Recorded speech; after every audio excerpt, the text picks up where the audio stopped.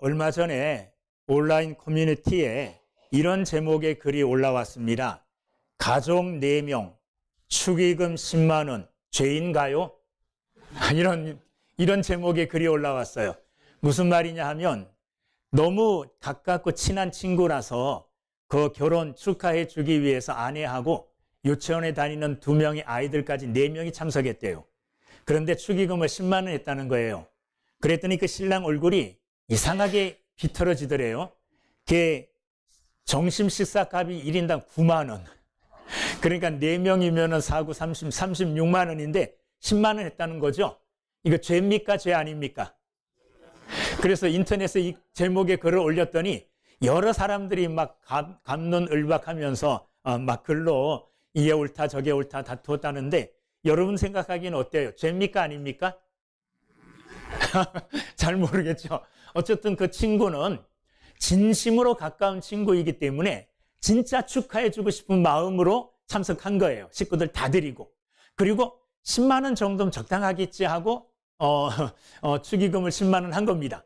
그런데 받는 신랑이 생각해보니 계산을 해보니까 이건 도저히 수지가 안 맞아요. 그러니까 인상이 이렇게 좋을 리가 없었겠죠. 그래서 그 친구와 별로 이제 좀 멀어졌다는 그런 이야기가 있는데 누군가의 초대받고 초청을 받으면 좋은 일이고 즐거운 일인데 때로는 그 초청이 부담스러울 때가 있죠. 초대가. 그래서 정말 이거 가도 되나 안 가나 또 가면 내가 어떻게 해야 되나 여러 가지로 복잡하여 그 초대에 응하기가 힘들 때가 있습니다. 그런데 오늘 초대하시는 분이 계시는데 이분은 돈 안 받겠대요. 값없이 오래요. 그냥 돈도 없이 그냥 오라는 거예요. 이 초대에. 이 초대하시는 분이 누구냐 하면 하나님이세요. 하나님이 우리를 초대하시는 겁니다. 그런데 초대하시는 하나님은 능력이 있으신 분이에요. 우리의 모든 문제를 어떤 문제라도 이야기하면 다 해결해 줄 수 있는 능력이 있으신 분이에요. 이분이 오늘 우리를 초청하는 거예요. 초청하되 돈 없이 와라. 값도 치르지 않아도 된다. 그냥 와라. 이렇게 말씀하셔요. 그리고 오게 되어지면 네가 필요로 하는 가장 중요한 것, 네가 정말로 필요로 하는 것을 내가 준비하여 너에게 주겠다. 이렇게 말씀하시면서 오늘 초청을 하고 있습니다. 자, 이런 초대의 자리가 열려 있어요. 오늘 우리가 예배 자리에 나왔죠. 이 예배도 사실은 하나님께서 우리를 초청하시는 초청 잔치와도 같습니다. 예배의 자리에 나와서 하나님께 예배함으로 하나님께 즐거움으로 예배함으로 이 잔치집에서 하나님이 하늘로부터 초청한 여러분들에게 은혜를 막 부어주시려고 초청하시는 거예요. 믿음으로 나와 이 자리에 앉아 있으면 하나님께서 초청받아 나온 여러분들에게 여러분이 필요로 하는 은혜의 선물들을 넘치게 주실 줄로 믿습니다. 오늘도 말씀하고 계시는 게 그 말씀이에요. 자, 이렇게 축복된 놀라운 초대의 자리가 있어요. 자, 그러면 그 초대의 자리에 어떻게 해야 될까요? 가장 먼저 그 초대를 받았다고 생각해요. 그리고 그런 초청의 자리가 있다 합시다. 그러면 우리가 가장 먼저 뭘 해야 될까요? 가야 되는 거죠. 초청 자리에 가야 되는 거예요. 얼마 전에 잘 아는 사람이 무슨 이렇게 모임이 있어가지고 초청을 했었어요. 근데 진짜 맛있는 음식집에서 한다는 거예요. 제가 갔을까요? 안 갔을까요? 안 갔어요. 귀찮아서 안 갔어요. 귀찮아서 안 갔기 때문에 가서 그 귀한 잔치에서 좋은 것을 많이 먹은 사람은 그것으로 행복했는데 나는 그 기쁨을 누리지 못했거든요. 왜? 안 갔기 때문에 그래요. 여러분, 이러한 초청의 자리, 이러한 복된 자리가 있으면 가장 먼저 해야 될 일은 뭐냐 하면 그 자리에 무조건 뭐 해야 되느냐 하면 가야 되는 거예요. 오늘 1절 말씀을 보십시오. 거기 보면 오라는 말씀이 4번 강조되고 있습니다. 오라, 오라, 와라 이 말씀이에요. 자, 1절 오라 너희 목마른 자들아 물로 뭐하라? 나오라. 돈 없는 자도 어떻게 해라? 오라. 너희는 와서 사 먹되 돈 없이 값 없이 와서 포도주와 젖을 사라. 거기 보면 오라는 말이 4번이나 반복되고 있습니다. 이런 멋진 잔치 자리를 차려놨으니 베풀어 놨으니 뭐라는 거예요? 오라는 겁니다. 오라는 거예요. 여러분, 이런 오라는 주님의 초청에, 하나님의 초청에 우리는 믿음으로 나아갈 수 있는 자들이 돼야 될 줄로 믿습니다. 3절 말씀에 봐도 오라는 말씀이 나와요. 너는 귀를 기울이고 내게로 나와 들으라. 내게로 뭐 하라고요? 나오라. 이렇게 말씀하셨습니다. 오라는 겁니다. 그러면 무조건 뭐 해야 되느냐? 가야 된다는 겁니다. 우리가 그 소식을 듣고만 있고, 아, 그런 초청의 잔치가 있구나. 아, 그런 초청 잔치가 있는데 어떡할까? 망설이지 말고 일단은 우선적으로 가야 됩니다. 그래야만이 그 자리에 베풀어준 그 잔치를 함께 즐길 수 있고, 잔치에 마련된 음식을 먹을 수 있고 함께 기뻐할 수가 있는 것입니다. 하나님께로 나아가는 것이 잔치 자리에 참여하는 겁니다. 그런데 많은 사람들이 하나님께 나오는 것을 주저합니다. 하나님께 나오는 것이 그렇게 힘든 것 같아요. 여러분, 우리는 하나님께 나오는 게 너무 쉽죠. 주일 되면 그냥 자동으로 하나님께 나오게 되잖아요. 나오면서 아무런 어려움이 없습니다. 그런데 처음 간다고 생각해 보세요. 얼마나 어렵고 힘들겠습니까? 고등학교 때 제 1학년 때부터 3학년 때까지 같이 짝을 했던 친구가 있어요. 너무 친한 친구입니다. 성이 도씨예요. 이 도씨인 성을 가진 이 친구가 3년 동안 저하고 같이 있었는데, 같이 짝을 했는데 어느 날 우리 집에 와서 하룻밤 자게 됐어요. 근데 얘가 절에 다니는 애예요. 불교신앙을 가진 애예요. 우리 집에 와서 하룻밤 자게 됐는데 내가 교회 데려갔겠어요, 안 갔겠어요? 야, 교회 가자. 제발 가자. 얘는 진짜 도살장에 끌려가는 소처럼 교회 가는 것을 그렇게 어려워하고 힘들어 하더라고요. 왜? 난생 처음 가는 곳이잖아요. 그리고 종교가 다르잖아요. 어떻게 보면 영적으로 다른 거예요. 그러니까 얼마나 어렵고 힘들겠습니까? 그런데 3년 짝을 한 그 정이 있는지 그냥 억지로 끌려갔어요. 그런데 끝나자마자 도망가더라고요. 힘든 거예요. 처음 나오는 게 힘든 겁니다. 여러 가지 생각들이 있어요. 예? 자, 나가게 될 때 의지가 없어요. 나가려고 하는 의지가 없으면 못 나가요. 그렇죠? 그리고 나가고 싶어도 귀찮아하면 못 나가는 겁니다. 그리고 바쁜 일이 있어도 못 나갑니다. 그리고 나가려고 그러는데 사람들 눈치 있잖아요. 사람들 시선. 이것이 두렵고 이것이 무서워서도 못 나가는 경우가 있어요. 그리고 오늘 나가려고 했다가 아니, 다음에 나가지. 자꾸만 미루는 경우도 있습니다. 그래서 여러 가지가 우리가 천국 잔치, 정말 풍성한 은혜의 잔치가 벌어진 이 자리에 나오기를 많은 사람들이 꺼려해요. 그런데 나와야만이 은혜를 받습니다. 나와야만이 잔치 자리에 베풀어 주신 음식을 통하여 기뻐하고 즐거워하고 함께 즐길 수가 있는 것입니다. 나오지 않고는 그 잔치에 베풀어 준 그 모든 풍성한 것을 하나도 누릴 수가 없는 것을 우리는 알아야 됩니다.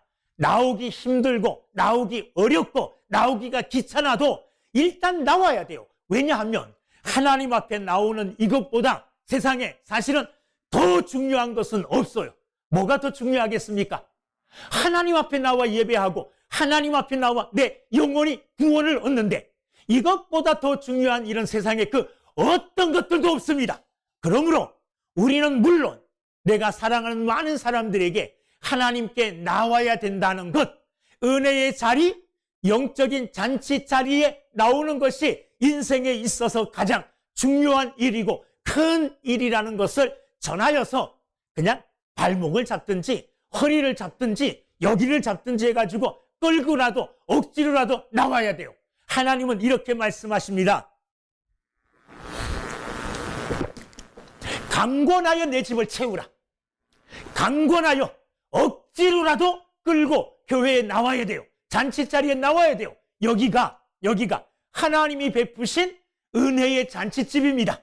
그러므로 일단 은혜의 잔치가 벌어졌다면 그 잔치집에 나가야 돼요. 신약 성경을 보면 예수님께서 귀신 들린 자들을 고쳐주고 많은 병든 자들을 고쳐주고 연약한 자들을 하나님께서 강하게 해주십니다. 자, 그런데 공통점이 있어요. 그들이 모두가 친구들에 의하여든지 부모에 의해서든지 또한 다른 사람에 의해서든지 또한 자기가 결정해서든지 주님 앞에 나왔을 때에 이런 기적을 경험한 겁니다.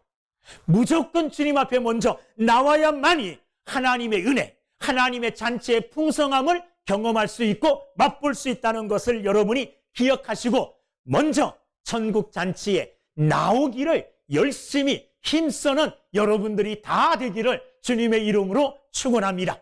세상에 아무리 바쁘고 귀한 일이 있어도 그 다 팽개치고 주님 앞에 나올 수 있는 믿음이 있어야 돼요. 왜냐하면 여기보다 더 귀한 자리가 없다는 거예요. 여기는 하나님이 베풀어 주신 초청의 자리예요. 여러분이 만약에 대통령한테 초대를 받았어요. 그리고 여러분의 사촌 동생한테 초청을 받았어요. 똑같은 시간이에요. 어디 가시나요? 나는 사촌 동생한테 갈 거야. 이런 사람 별로 없죠. 나를 초청한 사람이 얼마나 중하고 귀하고 무거운 사람인가, 이거에 따라서 가나 안 가나 결정되잖아요. 그렇죠? 자, 그렇게 한번 생각해 보세요. 여기는 하나님이 초청한 자리예요. 이 똑같은 시간에 친구가 나를 초청했어요. 등산 가자고. 어느 쪽을 선택해야 돼요? 빨리 얘기해 보세요. 하나님이 더 중요하잖아요. 하나님이 초청한 자리에 가야죠. 하나님과 약속된 자리에 가야죠. 친구들과 약속된 자리, 그건 다음에 해도 되잖아요. 그리고 그것 안 간다고 해서 내 영혼이 멸망당하는 거 아니잖아요. 근데 여기 안 오면, 계속 안 오다 보면 하나님과의 관계가 끊어져서 지옥 멸망을 당할 줄 몰라요. 그러므로 하나님의 초청의 자리, 이 자리가 가장 중요하다고 생각하시고 이 자리만은 항상 지킬 수 있는 믿음의 사람들이 되기를 주님의 이름으로 축원합니다. 여러분, 다이어트가 아니었죠. 다이어리에다가 주일날은 다 약속 다 적어놔요. 누구와의 약속이요? 하나님과의 약속이 다 돼 있어요. 그러면 그날에 다른 약속 못 잡는 거예요. 그렇게 함으로 하나님께 나오는 것부터 하는 믿음의 사람들, 여러분 주변에 있는 사랑하는 사람들을 하나님께로 데려오는 것부터 하는 여러분들이 다 되기를 주님의 이름으로 축원합니다. 자, 왔습니다. 왔으면 뭐 해야 될까요? 왔으면 먹어야 되죠. 거기 보면 1절에 보면 뭐로 표현하느냐 하면 물, 젖, 포도주 이렇게 표현해요. 물과 젖과 포도주 전부 우리가 살아가는데 필요한 것들이에요. 꼭 필요한 것들이에요.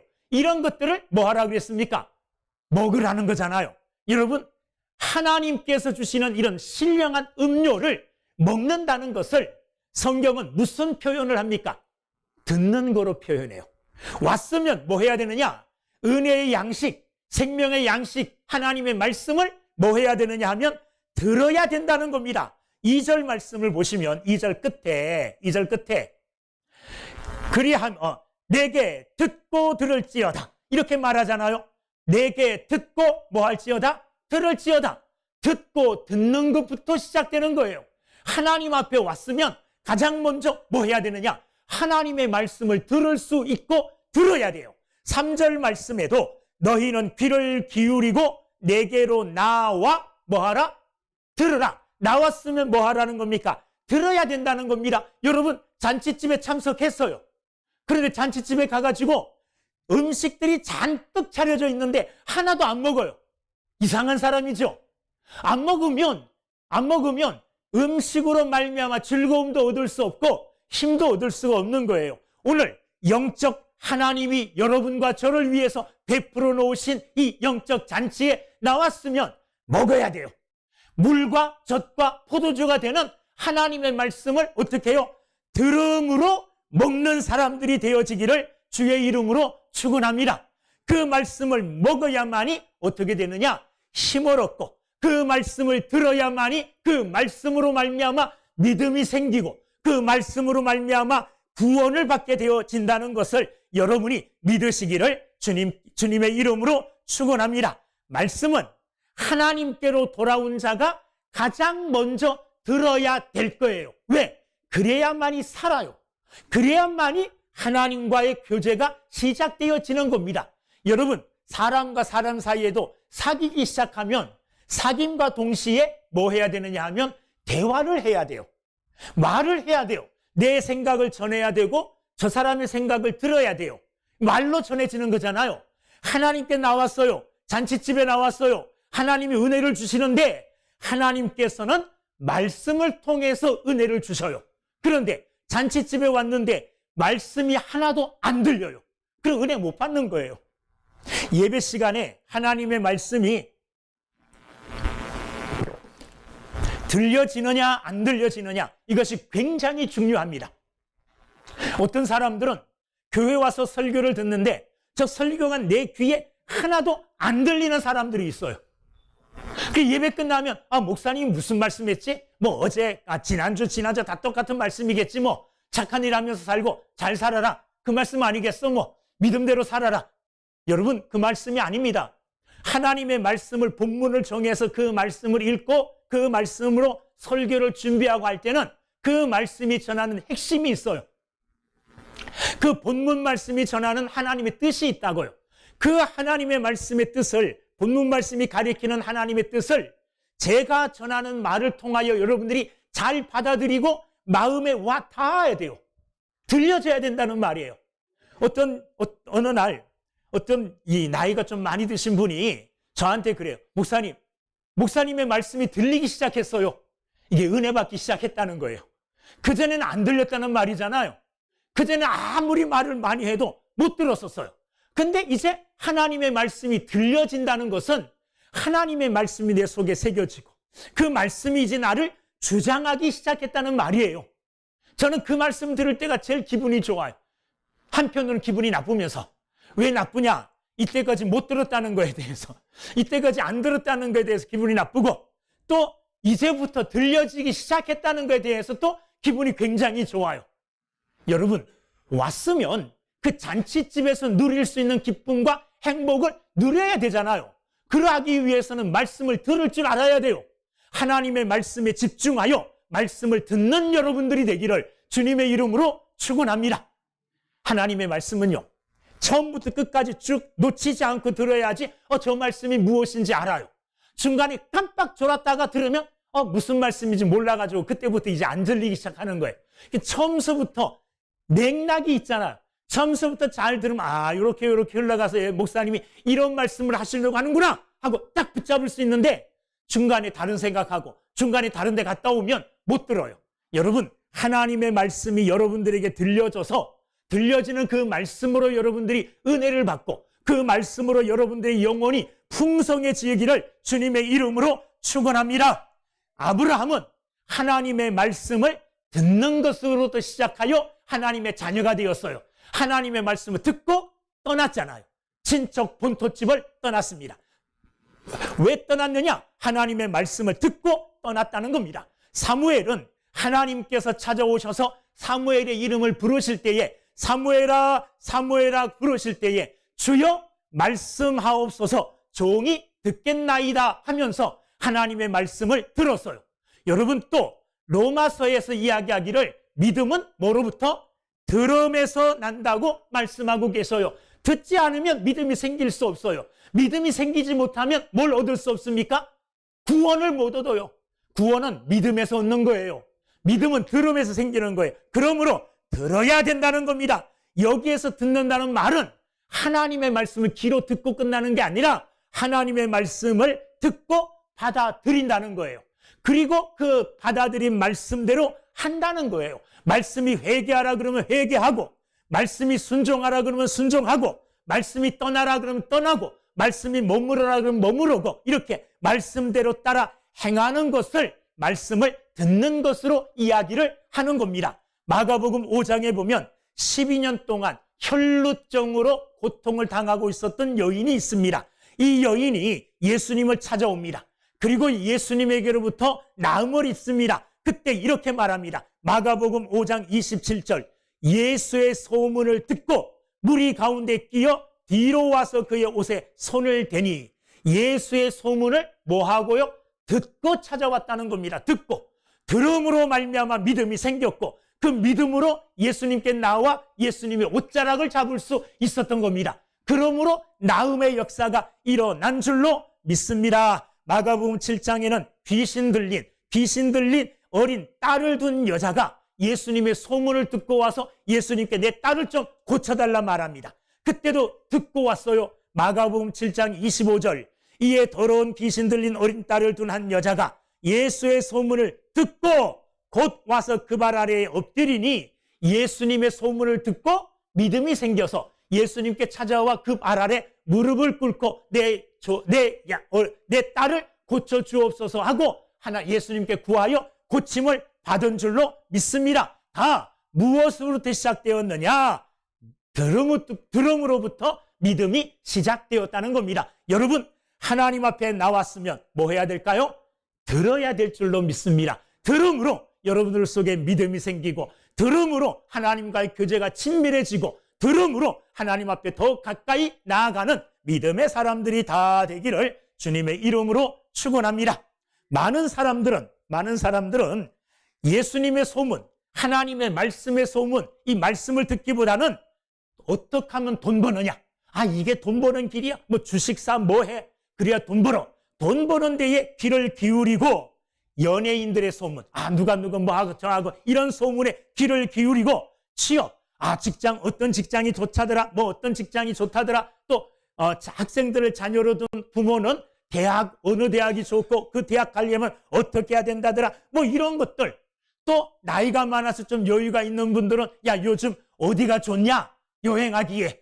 그래서 여행하기에 어디가 좋고 어디가 싸고 어디가 보기 좋다. 이런 소문들의 귀를 기울이고 그 소문에 집중합니다. 그러나 그런 소문들로부터는 영혼의 생명을 얻을 수가 없어요. 영원한 생명을 얻을 수가 없고, 믿음을 가질 수가 없고, 하나님 나라에 갈 수가 없습니다. 하나님 나라에 갈 수 있는 것은 하나님의 말씀을 듣는 길밖에 없음을 기억하시고, 이런 핑계 저런 핑계 많을지라도 하나님 앞에 나와 하나님의 말씀 듣는 일을 게을리 하지 않는 여러분들이 다 되기를 주님의 이름으로 축원합니다. 마태복음 22장에 보면 오늘 본문과 같은 비슷한 내용의 이야기가 있습니다. 어떤 한 임금님이 잔치를 열었어요. 잔치를 베풀고 사람들을 초대했습니다. 다 초대했는데 초대받는 사람들보다 바쁘다고 안 오는 겁니다. 마태복음 22장 4절부터 6절 보면 무슨 핑계를 대느냐?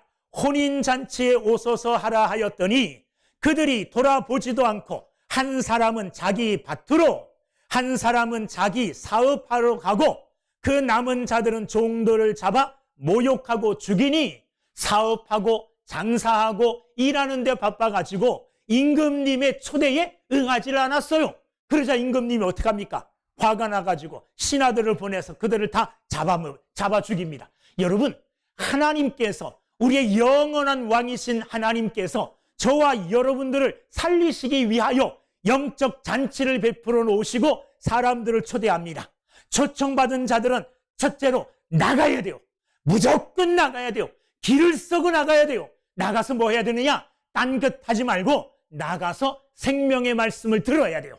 물과 젖과 포도주가 되는 우리의 영혼의 양식인 하나님의 말씀을 듣고 영혼이 소생되어지는 역사, 생명의 역사가 우리 가운데 일어날 수 있게 되기를 주님의 이름으로 축원합니다. 세상은 빈곤함 속에 있지만은 부유한 줄 알아요. 영적으로는 빈곤하여서 굶어 죽기 일보 직전인데 육적으로는 풍성하잖아요. 먹을 것이 많고 넘치고 이게 부족하여 배고픔이 없잖아요. 그러니까 사람들이 나는 배부르다 이렇게 말해요. 그러나 영적으로는 배가 고파서 기갈 속에 있어요. 굶어 죽기 일보 직전이에요. 제가 여러분들에게 몇 번씩 예화로 들었는데 어떤 연못에 거북이가 죽어요. 그 거북이가 왜 죽나? 이 학자들이 연구를 하기 위해서 죽은 거북이를 연구실에 가져다가 배를 해부해 봤더니 그 속에 쓰레기가 잔뜩 들어가 있는 거예요. 스티로폼 같은 거, 비닐루. 이런 거는 소화가 되지 않고 이런 건 몸에 유익한 게 아니에요. 그런데 거북이가 그런 걸 주워 먹다 보니까 그런 것들로 배가 꽉 차가지고 배가 부른 거예요. 그래서 진짜 먹어야 될 물고기를 잡아먹지 않고 먹이를 먹지 않아서 배는 부른데 굶어 죽었대요. 현대 사람들이 그렇습니다. 배는 불러요. 만족한 것 같아요. 그런데 영혼의 만족이 없어요. 영혼의 배는 고파요. 우리의 영혼을 치료하고 우리의 영혼을 채울 수 있는 것은 하나님의 말씀밖에 없습니다. 그러므로 하나님께 나와 하나님의 말씀에 귀를 기울이고 그 말씀으로 말미암아 물과 젖과 포도주가 되는 양식을 흡수하여 생명력을 흡수하여 강하고 영향력 충분한 믿음의 사람들이 다 되기를 주님의 이름으로 축원합니다. 자, 이렇게 초청하셔요. 오라, 와서 들으라. 그럼 가요. 가서 들어요. 그럼 어떤 일이 일어날까요? 오라 그래서 갔어요. 먹으라 그래서 먹었어요. 그럼 어떻게 될까요? 오늘 가장 중요한 역사 3절. 가서 오라 그래서 갔어요. 그리고 가서 들으라 그래서 들었어요. 3절 읽겠습니다. 너희는 귀를 기울이고 내게로 나와 들으라. 자, 나왔어요. 들으라 그래서 들었어요. 그리하면 어떻게 돼요? 너희의 영혼이 살리라. 할렐루야. 뭐 한대요? 우리의 영혼이 산다는 겁니다. 여러분, 우리가 하나님께서 오라 그러면 가요. 들으라 그러면 들어요. 그러면 좋은 것을 먹게 된다는 거 말이에요. 2절 보면 2절 너희가 어찌하여 양식이 아닌 것을 위하여 은을 달아주며 배부르게 하지 못할 것을 위하여 수고하느냐. 내게 듣고 들을지어다. 그리하면 너희가 좋은 것을 먹을 것이며 내게 듣고 들을지어다. 그러면 너희가 뭐해요? 좋은 것을 먹을 것이라고 이야기합니다. 여기 좋은 것이란 우리가 아까도 말씀드렸지만은 하나님의 말씀을 이야기해요.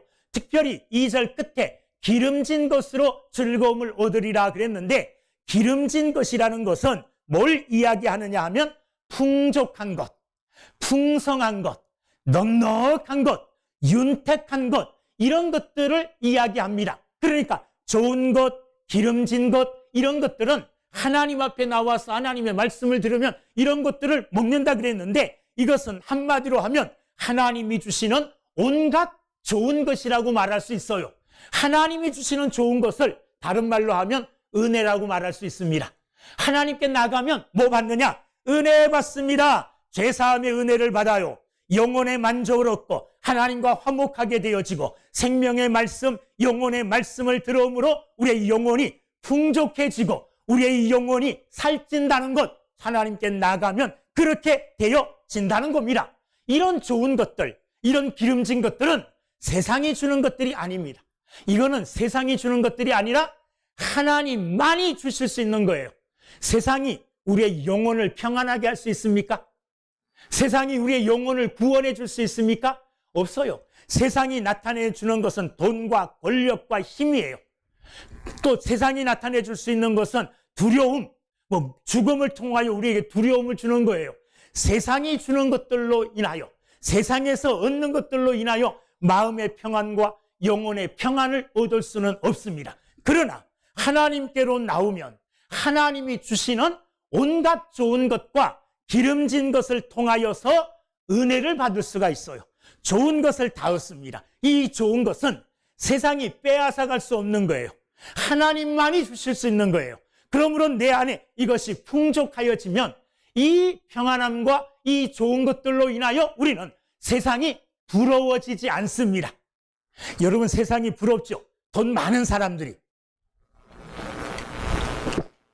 좋은 차 타고 다니는 사람, 좋은 집에 사는 사람 부러울 수 있습니다. 그러나 믿음을 가진다면 하나님이 주시는 이 초청과 그 초청에 응하여 하나님의 말씀을 들은 자들은 그런 것이 하나도 부럽지가 않아요. 왜?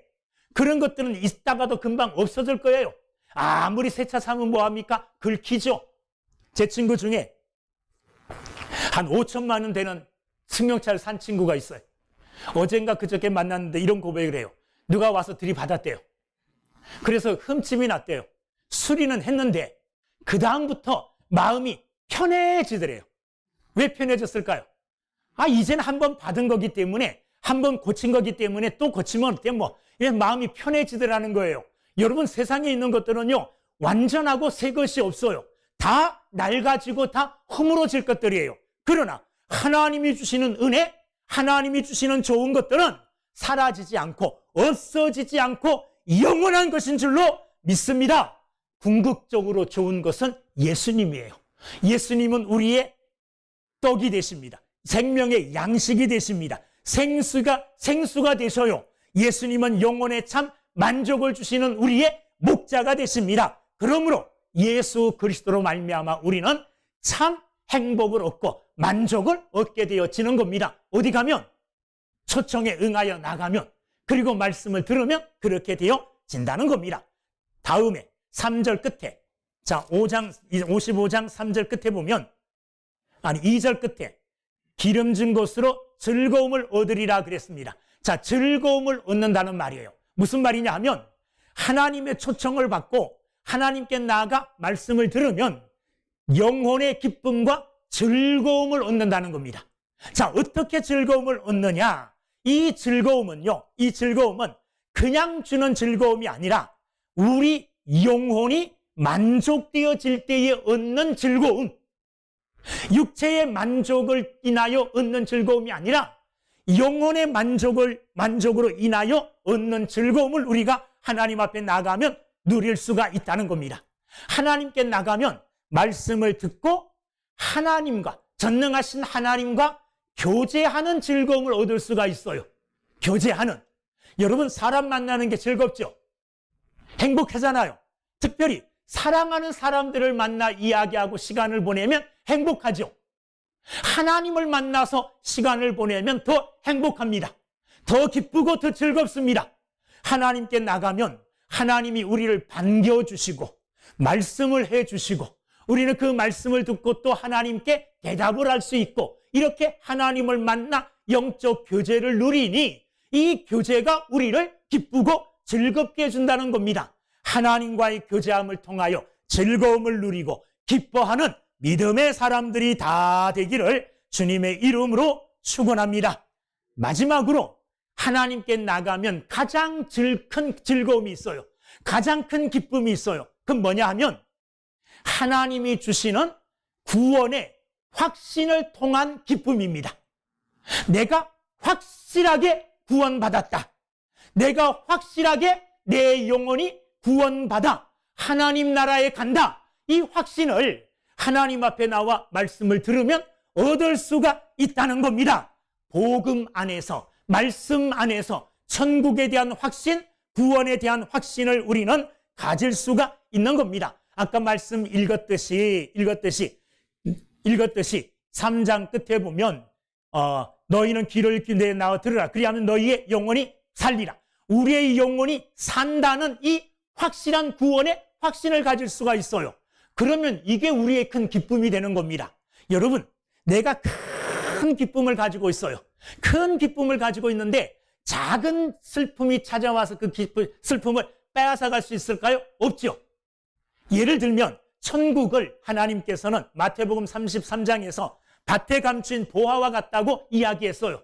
어떤 사람이 밭에 감추인 보화를 발견했어요. 그리고 그 밭을 사서 밭 안에 있는 그 보물 덩어리가 나의 것이 됐어요. 큰 기쁨을 얻었잖아요. 하늘나라의 기쁨을 얻었어요. 그런데 그 기쁨을 가지고 집에 돌아가다가 돌뿌리에 걸려서 넘어졌어요. 무릎이 깨져서 피가 나네요. 아플까요? 안 아플까요? 안 아파요. 왜 안 아파요?